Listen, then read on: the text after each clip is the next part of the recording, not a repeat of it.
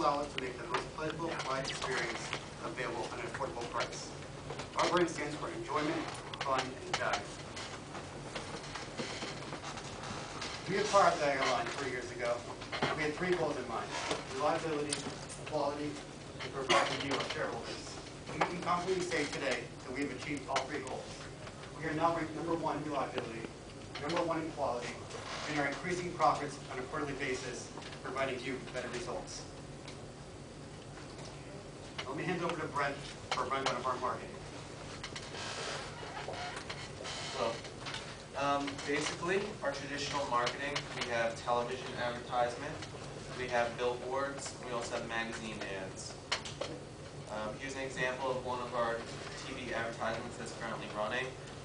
We decided to go a creative route and basically show clips from National Lampoon's, some crazy antics going on, and Chevy Chase now, how he prefers to fly Cloud Cruise Airlines, more enjoyable for him. We also have our billboard, There Are No Snakes on Our Planes, another movie reference. We did this to stand out, as we stand for fun and enjoyment, so this is following that. Our non-traditional marketing, through the internet, we have our website where customers can book flights. We also have a Facebook and a Twitter, and we have Google AdWords to drive extra traffic to all 3 of those. Now, our target market for our marketing communications is business professionals, tourists, and military cargo. Our 2 largest markets are families and business professionals. Now, for staffing, we invest heavily in our employees. We want a fun and friendly environment, and we pay them so that they can learn the best ways to service the passengers. And we tell them that they always need to smile, look happy, that they're having a good time when they're in view of the customers. Thanks, Greg. Michael Jericho, I'll be analyzing the income statement. If you take a look at our top line revenues here, you'll see that they jumped drastically from year 1 to year 2.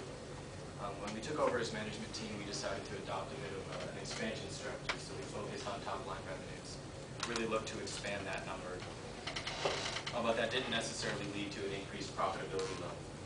So you saw the increase from over 11 million to 17 million, but the accumulated net income remained low, and in quarter 8, it accumulated at negative 180,000. We had to make adjustments, so we decided to then focus on our expenses a little bit more in terms of the income statement. And we focused our efforts on eliminating expenses, cutting costs, in order to lead to an increased profitability level. You'll see that our top line revenue went up slightly to just over 20 million, but our accumulated net income increased drastically to over 1 million at the end of year 3. We did this by eliminating our operating leases on the planes in our fleet and buying all our planes. So the difference in the lease expense, quarterly lease expense, and the depreciation expense was significant enough to lead to that increased accumulated net income level. We also focused on a few other line items on the income statement in terms of cutting costs that led to this increased profitability. Our cargo marketing budget and net cargo profit, when we first took over, we didn't allocate any to our marketing budget in the cargo business, but then we allocated $10,000 and started off with a net loss. However, then we adjusted to that new business segment, and were able to generate at the end of quarter 6 a net profit of over $6,000. And we liked that profitability level, so we decided to take a huge jump into the cargo marketing budget and went with $100,000 in quarter 7. And then we stuck with it again in quarter 8, but realized we weren't going to quickly enough realize profitability at that level. So we dropped it back down to $20,000 and then made a nice profit of over $18,000.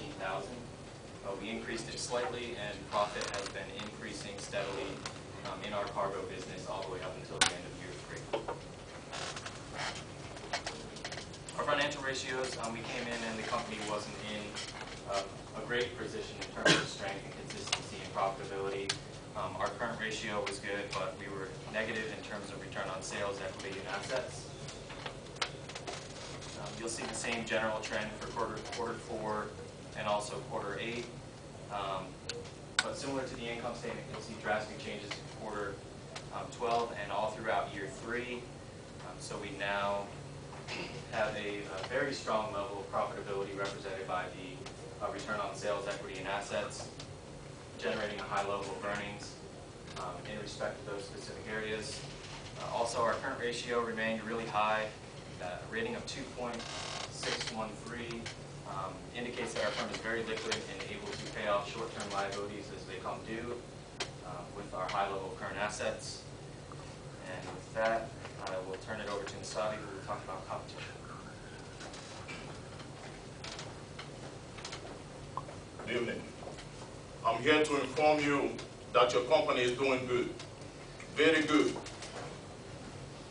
We could have done without you all. Thank you.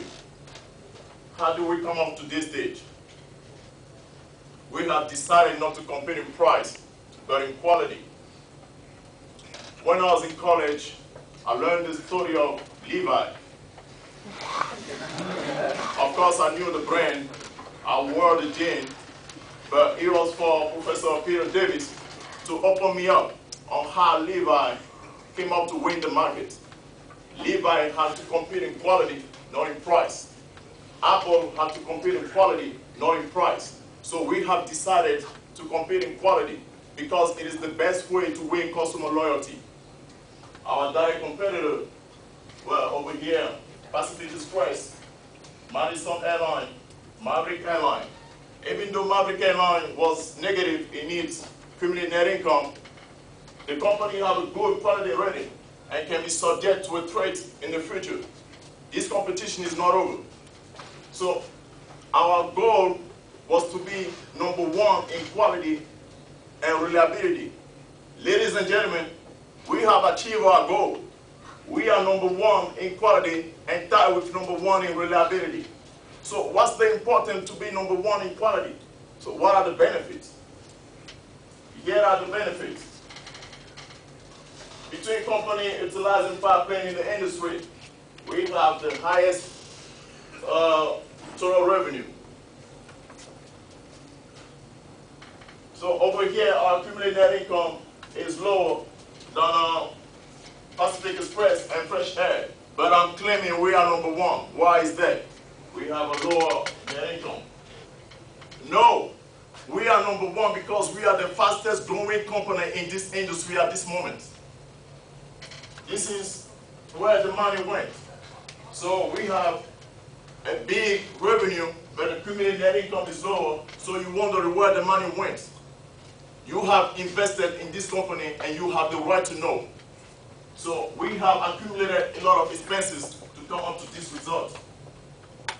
As you can see, in each quarter of the last year, we have a higher net income. This shows the direction of our company. Ladies and gentlemen, I would like you to keep investing in this company as we are planning to get more planes. So by the time we reach 28 planes, we want to be able to bring a minimum revenue of 8 million instead of 5 million that Skyline Direct brought to its company.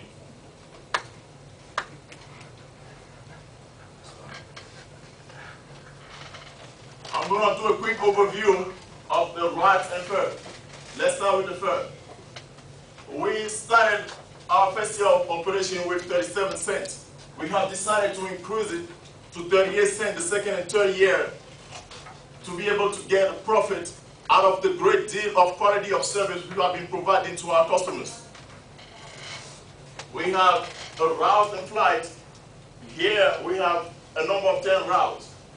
21A and 22B are the best routes, with 60% of passenger load in 21A and 62.82% of passenger load in 22B.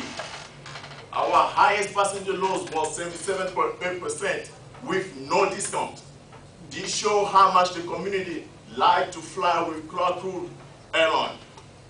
Thank you. Now to explain our future goals. Basically, we want to continue with our expansion. We believe that continuous expansion will be the way to fully maximize our potential. Now, how we're going to do that is with the purchase of 1 to 3 planes per year, depending on our success. And we plan on adding an additional 2 to 6 markets per year. We're also going to look for opportunities for an acquisition. We feel that now would be the good time if we were to find a smaller regional airline to make a purchase. We would consider either a small discount airline or someone in the luxury industry. This would be because we could use that position in the marketplace to play off of our current position. If we picked up a luxury airlines, we could push slightly down towards the discount area, and if we purchased a discount airline, we could push up more towards the luxury area, since we're near the middle.